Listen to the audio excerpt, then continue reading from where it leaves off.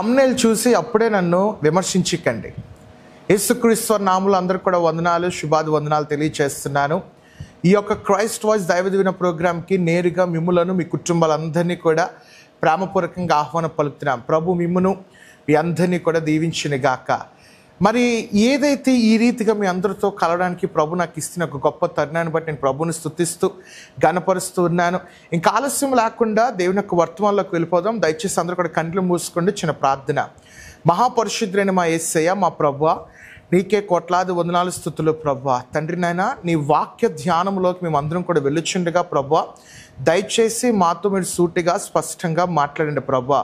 మా జీవితాలు మనుషులు మెప్పు కొరకు కాకుండా తండ్రి నాయన నిన్ను ఆనందపరిచే రీతిగా మా జీవితాలు ఎల్లప్పుడూ కూడా ఉండులాగున కృప దయచేయండి, సహకారం దయచేయండి ప్రభువా. నాకును కొన్ని ఆత్మ సహాయం కలుగు చేయమని యేసేవారి నామంలో అడుగుచున్నాము తండ్రి. ఆమేన్, ఆమేన్, ఆమేన్. ఈరోజు ఒక ప్రాముఖ్యమైన విషయాన్ని మీ అందరి ముందు తీసుకురావడానికి పరిశుద్ధాత్మ దేవుడు నాకు ప్రేరేపించున్నాడు.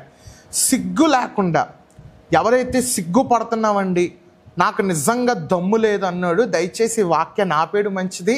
దయచేసి మీకు కిందనున్న ఆ ఏదైతే పనికి మాలిన సిగ్గు ఉన్న వీడియోలన్నీ కూడా చూసుకోండి. కానీ ఇప్పుడు నేను చెప్తున్న మాటలు మటుకు స్పష్టంగా ఆలకించండి. నీకు సిగ్గుంటే, నీకు నిజంగా దమ్ముంటే ఈ మాటలు మటుకు సరిగ్గా ఆలకించవలసిందిగా కోరుచు ఉన్నాను. నేను చెప్తున్న మాటలు కొంచెం కఠినంగా ఉన్నా కూడా దయచేసి మనసు ఉంచి ఆలోచించండి. దయచేసి కొంచెం హృదయము తెరిచి కొంచెం బోల్డ్గా మీరు అందరూ కూడా ఆలోచించవలసిందిగా కోరుచు ఉన్నాను. క్రైస్తవం ఎంత దారుణాలకు వెళ్తుందంటే, క్రైస్తవం ఎంత చెడులోకి వెళ్ళిపోతుందంటే, నేను చాలామంది సేవకుల్ని కొంచెం ఫాలో అవుతూ ఉంటాను. చాలామందిని కూడా చూస్తూ ఉంటాను. వాళ్ళ వీడియోస్ కావచ్చు, లేకపోతే వాళ్ళు వెళ్తున్న విషయాలు కావచ్చు. చాలామంది పెద్ద పెద్ద సేవకులతో పరిచయాలు ఉన్నాయి. దేవుని కృపను బట్టి వాళ్ళు చూస్తూ ఉంటాను. అయితే బాధాకర విషయం ఏంటంటే, ఏ సేవకుడైతే కాంట్రవర్సీ కోసం మాట్లాడతారో, ఏ సేవకుడైతే ఇప్పుడు ప్రస్తుతం ఉన్న కాంట్రవర్సీలు ఏవైతే జరుగుతున్నాయో వాటి కోసం మాట్లాడుతున్న సేవకుడిపై ఏమోంచి దాదాపు లక్షలు దాటి ఏమోంచి వీడియోస్ వెళ్ళిపోతుంటాయి.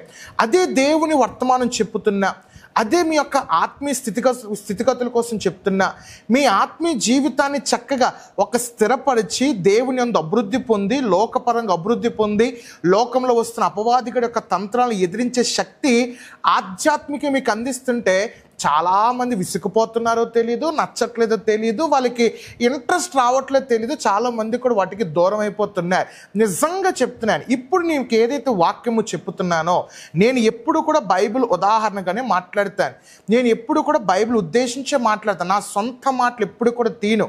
మీరు ఉదాహరణకు చెప్పుకోవాలంటే మా యొక్క యూట్యూబ్ ఛానల్ అపోస్తులు అనే శ్యామ్ కుమార్ అనే యూట్యూబ్ ఛానల్లో నా పెళ్లి వీడియోలకి వచ్చిన వీడియోస్ వర్తమాన వీడియోలకు రావు. నేను నా భార్య, నా తమ్ముడు పాడిన వీడియోస్కి వచ్చిన వ్యూవర్షిప్ మా వర్తమానాలు చూడడానికి ఎవరికి రాదు. ఎందుకంటే ఎదుటోడి జీవితానికి మనం ఇప్పుడు కూడా ఇంట్రెస్ట్ చూపిస్తుంటాం.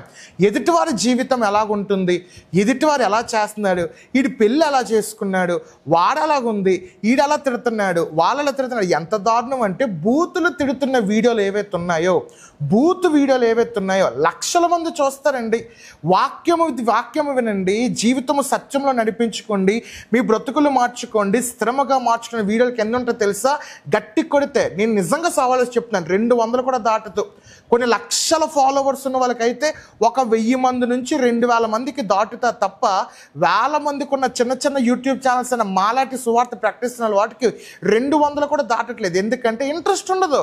అదే కొన ఒక కాంట్రవర్సీ కోసం మాట్లాడినా, అదే కొన అసహ్యమైన వీడియోలు పెట్టినా, అదే కానీ ఎంత దారుణమైన వీడియోలు పెడితే అమ్మో ఏం చెప్పేసానని చూస్తారు తప్ప, వాక్యము విని నా జీవితాన్ని బాగుపరుచుకుందాం, వాక్యము విని నా జీవితాన్ని ముందుకు తీసుకెళ్దాం అని చెప్పి ఎవ్వరు కూడా ఉండట్లేదు. ఈరోజు కొన్ని లక్షణాలు మీ అందరికీ చెప్తాను. అనగా దేవునిలో ఎవరైతే ఉన్నారో, నిజంగా నాకు దేవుడు అంటే ఇష్టమండి, వాక్యం అంటే ఇష్టము, దేవుడు అంటే నాకు చాలా ఇష్టము, నేను వాక్యం అంటే పడి చచ్చిపోతాను, ప్రార్థన అంటే నాకు ఇష్టము, నేను ఎలాగన్నా చేసుకుని చెప్పి ఎవరైతే అంటున్నారో, ఈ కబుర్లు ఎవరైతే చెప్తున్నారో, సూటిగా స్పష్టంగా కొన్ని లక్షణాలు చెప్తాను, ఎక్కువ చెప్పను, రెండే చెప్తాను. ఈ 2 లక్షణాలు నీలో కానీ ఉన్నట్లయితే నువ్వు ఖచ్చితంగా దేవుడిలో ఉన్నట్టే. లేని పక్షాన నీకు దేవుడు అంటే తెలియదు, ఏదో మొక్కుబడి ఆరాధనలోకి వెళ్ళిపోతున్నావు. ఒకవేళ ఈ 2 లక్షణాలు నీలో ఉన్నట్లయితే ప్రభు నిన్ను దీవించును గాక. ఈ 2 లక్షణాలు ఒకవేళ మీలో లేకపోతే దేవుడు ఇంకా మిమ్మల్ని దీవించును గాక. లేని పక్షాన మార్చుకుని సరి చేసుకోవాల్సిందిగా కోరుచు ఉన్నారు. మనం అందరము కూడా యేసు ప్రభువాన్ని వెంబడిస్తూ ఉంటాం. యేసు ప్రభువారు ఈ లోకంలో బ్రతికినంత కాలము కూడా ఒక మాదిరికరమైన జీవితం, ఒక ఎగ్జాంపులరీ లైఫ్ యేసు ప్రభువారు మనకి విడిచిపెట్టి వెళ్ళి ఉన్నారు. అది మీ అందరికీ కూడా తెలిసిందే. యేసు ప్రభువారు 3.5 సంవత్సరాలు అద్భుతమైన సువార్త ప్రకటించి ఉన్నారు. చాలా మందికి వచ్చే పెద్ద సందేహం ఏంటంటే, యేసు ప్రభువారు 30 సంవత్సరాల వరకు ఎందుకంటే సువార్త ప్రకటించలేదు? ఆయన 20 సంవత్సరాల నుంచి సువార్త ప్రారంభించవచ్చు కదా. ఆయన కొంచెం 25 వచ్చిన తర్వాత అనగా యవన ప్రాయంలో కొంచెం ప్రారంభించవచ్చు కదా. మిడేజ్లో వచ్చేసరికి అనగా 30 సంవత్సరాల నుంచే ఎందుకని సువార్త ప్రారంభించారంటే, గమనించండి, యూదులకున్న ఆచార ప్రకారముగా, ధర్మశాస్త్రం యొక్క ఆచార ప్రకారంగా ఏ ప్రధాన యాజకుడు పని చేయాలన్నా, ఏ బోధకుడు పని చేయాలన్నా ఖచ్చితంగా 30 సంవత్సరాలు దాటితే కానీ వాళ్ళు బోధించకూడదు, వాళ్ళ యాజక ఆ కర్తవ్యాలు చేయకూడదు. యేసు ప్రభువు 30 సంవత్సరాలు దాటిన తర్వాత ఆయన బోధనలోకి వచ్చాడు, పరిచర్య చేశాడు.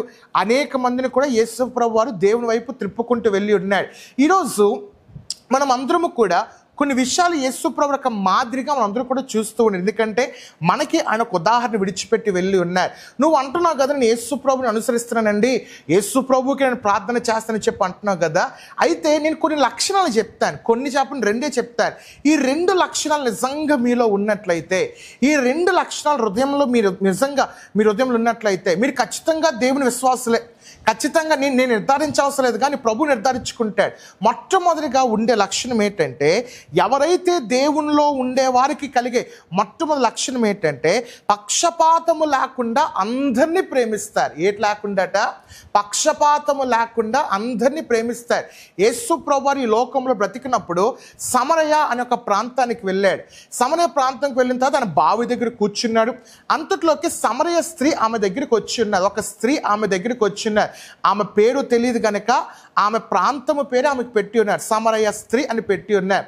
నిజానికి చెప్పాలంటే యూదులు సమరయులతో సాంగత్యము చేయరు, వాళ్ళతో మాట్లాడరు, వాళ్ళు ఎక్కడికి ఆహ్వానించరు, వాళ్ళ దగ్గర కూడా వెళ్ళడానికి ఇష్టపడరు. కానీ యేసు ప్రభువారు ఆ అన్ని బార్డర్స్ అన్ని కూడా పక్కన పెట్టేసి, ఆ పరిమితులన్నీ కూడా పక్కన పెట్టి సమరయ స్త్రీతో దేవుడు ఏమన్నాడంటే, అమ్మ నాకు వచ్చి దాహం వేస్తుంది తల్లి, నాకు దయచేసి దాహం తీర్చు, నాకు దాహం ఇవ్వు అని చెప్పి, అనగా నీళ్లు ఇవ్వు అని చెప్పి యేసు ప్రభువు అడిగి ఉన్నారు. అయితే ఆమె చెప్పిన మాట యోహాను సువార్త 4వ అధ్యాయం 9వ వాక్యములు ఉంటుంది.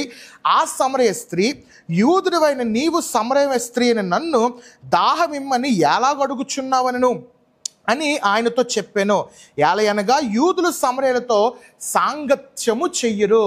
ఆ స్త్రీ అడిగింది, బాబు నువ్వు నన్ను ఎలాగడుగుతున్నావు, నువ్వు యూదుడివి, అసలు యూదుడు అనేవాడు సమరయులతో సాంగత్యము చేయడు, అలాంటిది నువ్వేమొచ్చి నన్ను దాహమే అడిగేస్తానని చెప్పేసి యేసు ప్రభువుని అడిగి, నేను ఆ సంగతి నేను తీయట్లేదు. కానీ ఇక్కడ నాకు నచ్చిన విషయం ఏంటంటే, యేసు ప్రభువు జెరూసలేములో ఉన్న ప్రాంతం వాళ్ళని ప్రేమించడం కాకుండా తన యొక్క అన్య జాతి వాళ్ళని కూడా, తనకి విభేదించిన జాతి వాళ్ళని కూడా, తనకి ఎగెయిన్స్ట్గా వెళ్ళిపోతున్న మనుషులకు కూడా, తనకి వ్యతిరేకంగా ఉన్న మనుషులు కూడా యేసు ప్రభువు పక్షపాతము లేకుండా ప్రేమించాడు. మొట్టమొదటిగా యేసయ్యను నమ్ముతున్న నీవు, యేసయ్యను విశ్వసిస్తున్న నీవు, యేసయ్యే నా కర్తవ్యము, యేసయ్యే నా విమోచకుడు, యేసయ్యే నా సొంత రక్షకుడు అని చెప్పి మాట్లాడుతున్న నీవు పక్షపాతము లేకుండా అందరినీ ప్రేమిస్తున్నావా? పక్షపాతం లేకుండా అందరి దగ్గరికి వెళ్ళగలుగుతున్నావా? నీ స్నేహితుడు ఒక తల్లి చనిపోయింది, హైందవురాలు, ఒక అన్యుడు ఒక తండ్రి, నీ స్నేహితుడు అన్యుడు యొక్క తండ్రో తల్లో చనిపోయిన తర్వాత వాళ్ళు పాడి మొయ్యట్లేదు, నువ్వు ఎక్కడ ప్రేమిస్తున్నావు? లేకపోతే ఒక అన్యుడు ఒక సహాయంలో నీ దగ్గరికి వచ్చి కోరాడు, ఎక్కడ అన్యుడికి సహాయం చేస్తున్నావు? దేవుడు మనం ఏం సహాయం చేయాలంటే దేవుడు మతం చూసో, క్రైస్తవులైతే మీరు సాయం చేయండి, నన్ను వెంబడించే వాళ్ళైతే సాయం చేయని చెప్పి యేసయ్య ఎక్కడైనా తన బోధనలో కానీ ధర్మశాస్త్రంలో కానీ లిఖితమయ్యిందా?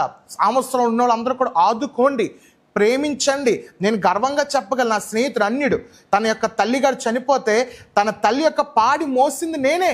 ఇది గర్వంగా నేను చెప్పగలను. ఎందుకంటే ఆ సమయంలో తన స్నేహితులు, తన బంధువులు ఎవరు కూడా ముందుకు రాలేదు. ఆ సమయంలో నేను వచ్చిన పాడి మోస్తానని చెప్పి నేను కూడా నలుగురిలో ఒక పాడి మోసాను. గమనించండి, మనం ఎదుటి వాళ్ళని ఎప్పుడు కూడా ప్రేమించాలి, పక్షపాతం పెట్టకూడదు. కొంతమంది ఏంటంటే అందం చూసి ఎక్కువగా ప్రేమిస్తారు, అందం లేని వారి దగ్గరికి రారు. రంగు చూసి ప్రేమించిన వాళ్ళు ఉంటారు, రంగు లేని వారి దగ్గరికి రారు. కొంతమంది ఏంటంటే లావుగా ఉన్న వాళ్ళతో మాట్లాడరు, సన్నంగా నాజూగ్గా హీరోలాగా ఉన్న వాళ్ళతో, ఎవరైతే బాగుంటారో వాళ్ళతోనే మాట్లాడుతుంటారు. చదువు ఉన్న వాళ్ళతో మాట్లాడుతుంటారు, కులంలో పెద్ద ఉన్న వాళ్ళతో మాట్లాడుతుంటారు, డబ్బు ఉన్న వాళ్ళతో మాట్లాడుతుంటారు. డబ్బు లేనివాడు, కులం తక్కువ ఉన్నవాడు, లేకపోతే అసలు ఆ చదువులో అర్హత లేని వారిని చాలా మంది కూడా పక్షపాతము చూపించడం. గమనించండి, యేసు ప్రభు నాకు అది నేర్పించలేదు. యేసు ప్రభు నీకు నాకు నేర్పించింది ఏంటంటే అందరినీ కూడా పక్షపాతము లేకుండా ప్రేమించండి, అందరిని కూడా కలుపుకుంటూ వెళ్ళండి. అందరిని కూడా ప్రేమించుకుంటూ వెళ్తే అది మీకు దీవెన, అందరిని కూడా ప్రేమించుకుంటూ వెళ్తే అది మీకు ఆశీర్వాదము. ఎప్పుడైతే యేసు ప్రభు పక్షపాతము లేకుండా సమరయ స్త్రీని ప్రేమించాడో, ఆ సమరయ స్త్రీని సాంగత్యముతో ఆహ్వానించి ఆమెతో మాట్లాడాడో, ఆ సమరయ స్త్రీ ఇంటిలో రక్షణ వచ్చినాయి, ఆమె మారు మనసు పొందుకున్నారు. ఈరోజు నువ్వు ఎదుటి యొక్క ఆ పక్షపాతము చూపిస్తున్న వ్యక్తి, నేను వాళ్ళతో మాట్లాడనండి, వాళ్ళ దగ్గరికి వెళ్ళనండి, వాళ్ళ దగ్గర నేను ఉండనండి, అలాంటి వాళ్ళతో నేను మాట్లాడడం ఏంటండి, అలాంటి ఆ మెంటాలిటీ వాళ్ళతో నేను ఉండడం ఏంటని చెప్పి చాలామంది కూడా ఒక రకంగా దూరపెడుతుంటారు. గమనించి, నిజంగా నీకు దమ్ముంటే, క్రైస్తవుడు అయితే ఎలాంటి వాళ్ళన్నా కూడా, ఒక ధనికున్నైనా ఒక పేదవాడినైనా, ఒక కులంలో పెద్దవాడినైనా కులంలో చిన్నవాడినైనా సమానంగా ప్రేమించండి. అప్పుడు మీరు దేవుని వారసులు. మొట్టమొదటిగా పక్షపాతము లేకుండా ఎవరైతే సమానంగా ప్రేమిస్తారో వాళ్ళు దేవునిలో ఉన్నట్టు. రెండోదిగా ఎవరు దేవునిలో ఉన్నట్టు తెలుసా? సామెతల గ్రంథం తెరవండి ఈసారి. సామెతల గ్రంథము 24వ అధ్యాయము 16వ వాక్యము చూద్దాం. నీతిమంతుడు 7 మార్లు పడినను తిరిగి లేచును. నీతిమంతుడు 7 మార్లు పడినా కూడా ఏమవుతాడట? తిరిగి లేస్తాడు. ఈరోజు నీ జీవితంలో ఒక కుప్ప కూలిపోయే పరిస్థితి వచ్చింది. ఈరోజు నీ జీవితంలో నష్టపోయే పరిస్థితి వచ్చింది. ఈరోజు నీ జీవితంలో విరుద్ధమైన పని వచ్చింది. అనగా నీకు అనుకున్న దానికంటే కొంచెం పరిస్థితులన్నీ కూడా చిన్నాభిన్నం అయిపోయి పడిపోయావా, లేచావా? మరి ఇక్కడ నీతిమంతుడు ఏమని ఉంది? పడిపోయినా కూడా ఏమవుతాడు? లేస్తాడు. గమనించండి, పడిపోవడం తప్పు కాదు, కానీ పడిపోయి అలా ఉండిపోవడం తప్పు అని నేను అంటాను. చాలామంది పడిపోయి ఇంకా అలా ఉండిపోతారు. ఇంకా నా వల్ల అవ్వదండి, నేను చేయలేనండి, నా వల్ల కాదండి. దమ్ముంది కదా నీకు, నీతిమంతుడు అని చెప్పుకుంటున్నావు కదా, ప్రార్థన అనేది చేసుకుంటున్నావు కదా, వాక్యము చదువుతున్నాను అంటున్నావు కదా, ప్రతి ఆదివారం ఆరాధనకి వెళ్ళిపోతాను అంటున్నావు కదా, ఉపవాస ప్రార్థనలు చేస్తున్నాను అంటున్నావు కదా. మరి నీతిమంతుడు నీవు ఒక్కసారి పడిపోతే ఎందుకు లేవలేకపోతున్నావు?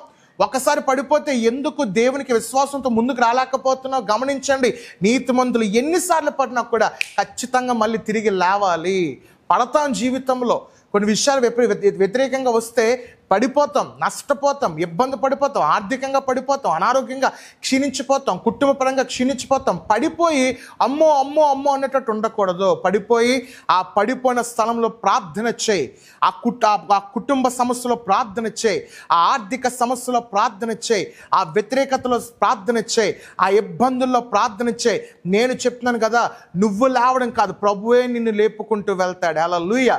నీతిమంతుడు ఒక్కసారి 7 సార్లు పడిపోయినా కూడా 7 మార్లు పడిపోయినా ఖచ్చితంగా తిరిగి లేస్తాడు. ఈరోజు చాలామంది పడిపోయి అలా ఉండిపోతున్నారు. భయపడిపోయో, ఆందోళన చెందో, ఏదో రకంగా ఏమో అయిపోద్దండి, నాకు ఎందుకండి బాధలు, నాకు ఎందుకండి టెన్షన్లు అని చెప్పి చాలామంది కూడా పడిపోయి అలా ఉండిపోతున్నారు. ఇంక నేను లేవలేనండి, ప్రార్థన చేసి ఏం ఉపయోగం పాస్టర్ గారు, ఆరాధనకు వచ్చి ఏం ఉపయోగం అండి, వాక్యములు చదివి ఏం ఉపయోగం అని చెప్పి అలా పడిపోయిన స్థితిలో ఉండిపోతున్నాడు. గమనించండి, పడిపోయినా నువ్వు లేవాలి. ఎప్పుడు కూడా పడిపోయినని చెప్పి అసలు ఉండిపోకూడదు. దావీదు పడ్డాడు, లేవలేదా? మోషే పడ్డాడు, లేవలేదా? ఎస్తేరు పడిపోయింది, లేవలేదా? దెబోరా పడ్డింది, లేవలేదా? పౌలు గారు పడ్డారు, లేవలేదా? పేతురు పడ్డాడు, లేవలేదా? భక్తులందరూ కూడా పడిపోయి మళ్ళీ తిరిగి లేచారు, వాళ్ళ జీవితాలను కట్టుకున్నారు. అబ్రహాము పడ్డాడు, ఇస్సాకు పడ్డాడు, యాకోబు సైతం పడ్డాడు, వాళ్ళందరూ కూడా తిరిగి లేచారు. ఈరోజు మనం అందరం కూడా ఒక భక్తికరమైన జీవితం నడుస్తున్న మన అందరం కూడా జీవితంలో కొన్ని పడిపోయే పరిస్థితులు వచ్చినట్లయితే అది ఆర్థికంగా కానీ లేకపోతే మానసికంగా కానీ పడిపోయి అలా ఉండొద్దు. ఉంటాయి, మానవుడిగా మనకు పిచ్చి పిచ్చి ఆలోచనలు వస్తూ ఉంటాయి. అపవాదిగాడు పిచ్చి పిచ్చి ఆలోచన మన హృదయంలో పెడతాడు, మన తలంపులో పెడతాడు. కానీ అవన్నీ కూడా అద్రోహించండి, అవన్నీ కూడా దాటండి, లేవండి. మీరు లేచి, ప్రభా నువ్వు నాతో ఉన్నావు ప్రభా, ఈ లోకాన్ని జయించావు ప్రభా అని చెప్పి విశ్వాసంతో ఆయన నమ్మి ముందుకు వెళ్ళినట్లయితే నేను చెప్తున్నాను కదా, ఖచ్చితంగా లేచిన నీ జీవితాన్ని ఎప్పుడు కూడా పడిపోకుండా నా ప్రభు ఆశీర్వాదకరమైన మార్గం నించోబెట్టి స్థిరంగా నడిపించుకుంటూ వెళ్తాడు. హల్లెలూయా. ఈరోజు పడిపోయిన నీవు లే, ప్రార్థన చేస్తూలే, వాక్యానుసారంగా లే, ఆరాధన పూర్వకంగా లే. ప్రభువా నువ్వు ఉన్నావని ధైర్యంతో లెగండి, విశ్వాసంతో లెగండి. ప్రభు కార్యములు ఖచ్చితంగా మీ ద్వారా ప్రభు చేసి చూపించబోతున్నాడు. హల్లెలూయా. 2 విషయాలు మీ అందరికీ బోధించాను. మొట్టమొదటిగా ఎవరైతే దేవునిలో ఉన్నారు అని చెప్పి అంటున్నారో వాళ్ళకి కలిగే మొట్టమొదటి లక్షణం ఏంటంటే పక్షపాతము లేకుండా అందరిని కూడా ప్రేమిస్తారు. రెండోదిగా పడిపోయినప్పుడు కూడా మళ్ళీ తిరిగి లేస్తారు. నిజంగా దమ్మున్నాడు రాళ్ళవైతే ఈ 2 లక్షణాలు నీలో ఉన్నట్లయితే ప్రభుని దీవించిన గాక. లేని పక్షాన సరి చేసుకోనండి, దేవుని మార్గంలో నడవలసిందిగా కోరిచి ఉన్నాను. కండ్లు మూసుకుంటారు, మీ అందరి కోసం నేను ప్రార్థన చేస్తాను. మహాపరిశుద్ధుడైన మా యేసయ్య, మా ప్రభువా నీకే వందనాలు. చెప్పబడిన వాక్యంకి నీకు వందనాలు ప్రభువా. ఈ వాక్యము ప్రతి ఒక్క హృదయంలో నాటబడిలాగిన కృప దయచేయండి ప్రభువా. తండ్రి నాయన, నీలో ఉన్నవారికి ఎలాంటి లక్షణాలు ఉంటాయో మాకు బోధించావు. పక్షపాతం లేకుండా అందరినీ ప్రేమిస్తానన్నావు ప్రభా. రెండోదిగా ప్రభా, అన్ని విధాలా కూడా ప్రభా నీతిమంతుడు పడిపోయినప్పుడు కూడా మళ్ళీ తిరిగి లేస్తారన్నావు ప్రభా. తండ్రి, ఎవరైతే పడిపోయి తిరిగి లేపి అందరినీ కూడా పక్షపాతం లేకుండా ప్రేమించేటట్టు వాళ్ళ జీవితాలని ఏర్పాటు చేయండి ప్రభా. నీ మహోన్నతమైన నీడ కింద మేమందరూ కూడా బ్రతుకులాగిన కృప దయచేయండి ప్రభా. ఈ వాక్యము విన్న ప్రతి ఒక్కరిని కూడా దీవించండి, ఆశీర్వదించండి ప్రభా. ఈ కఠినమైన మాటలు వాళ్ళ హృదయంలో నాటబడిపోయి వాళ్ళ జీవితంలో ఎన్ని అవాంతరాలు వస్తున్నా, ఎన్ని పరిస్థితులు వస్తున్నా వాళ్ళ జీవితం ముందుకి కొనసాగే కృపను, దయను వాళ్ళకి ఎల్లప్పుడూ కూడా కలుగు చేయండి ప్రభా. నీ కార్యం ఎల్లప్పుడూ కూడా మా జీవితాల్లో జరుగులాగిన సహాయంను, కృపను అందింపజేయమని, ఎటువంటి పరిస్థితులు ఎవరిపై దాడి చేయకుండా, అపవాదిగడి వాక్యము దొంగలింకపోకుండా ప్రతి ఒక్కరి జీవితంలో ఈ ఒక వాక్యము నాటబడిపోలాగిన కృప దయచేయమని యేసు నామములో అడుగుచున్నాము తండ్రి. ఆమేన్, ఆమేన్, ఆమేన్. గాడ్ బ్లెస్ యూ అండి. ప్రభు మీ అందరినీ కూడా దీవించును గాక.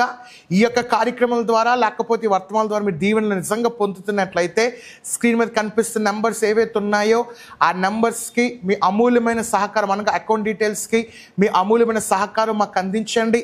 మీరిచ్చే ఒక్క సహకారం మా యవన పరిచయకు ఎంతగానో ఉపయోగపడుతుంది. దయచేసి మీరు అందరూ కూడా విత్తవలసిందిగా, మీ చేతులిప్పి మమ్మల్ని ప్రోత్సహించవలసిందిగా పేరు పేరున మీ అందరూ కూడా కోరుచు ఉన్నాను. అకౌంట్ డీటెయిల్స్ ఇవ్వడం జరిగింది, ఫోన్పే, గూగుల్ పే డీటెయిల్స్ కూడా మీ అందరూ కూడా ఇవ్వడం జరిగింది. దయచేసి మీ అమూల్యమైన సహకారం మాకు అందించవలసిందిగా కోరుచు ఉన్నాను. అలాగనే ప్రతి దినము కూడా దేవుని వర్తమానాలు మీరు విందాం అనుకుంటే 2 ఆప్షన్స్ మీ ముందున్నాయి. ఒకటి యూట్యూబ్ ఉంది, ఇంకోటి వాట్సాప్ కూడా ఉంది. కనుక వాట్సాప్లో ఎవరైతే దేవుని వాక్యాలు ప్రతి దినము మాకు కావాలనుకుంటున్నారో స్క్రీన్ మీద కనిపిస్తున్న ఈ నెంబర్ని చూసి మీ యొక్క మొబైల్లో ఫీడ్ చేసుకోండి. సేవ్ చేసుకున్నట్లయితే ప్రతి దినము సోమవారం నుంచి శనివారం వరకు మీకు వాక్యాలు వస్తాయి. ఒకవేళ మేము యూట్యూబ్లో వాక్యములు చూస్తామని చెప్పి ఎవరైతే అనుకుంటున్నారో శామ్ పాలస్పల్లి, అనగా నా పేరుతోనే శామ్ పాలస్పల్లి అనే యూట్యూబ్ ఛానల్లో ప్రతి దినము ఉదయం 6 గంటలకి ఇండియా టైం ప్రకారము ఉదయం 6 గంటలకే ఈ యొక్క యూట్యూబ్ ఛానల్లో ప్రతిదినము కూడా దేవుని వర్తమానాలు అప్లోడ్ చేయడం జరుగుతుంది. వాటినైనా మీరు వినవలసిందిగా. ఈ 2 ఆప్షన్స్ మీకు ఉన్నాయి.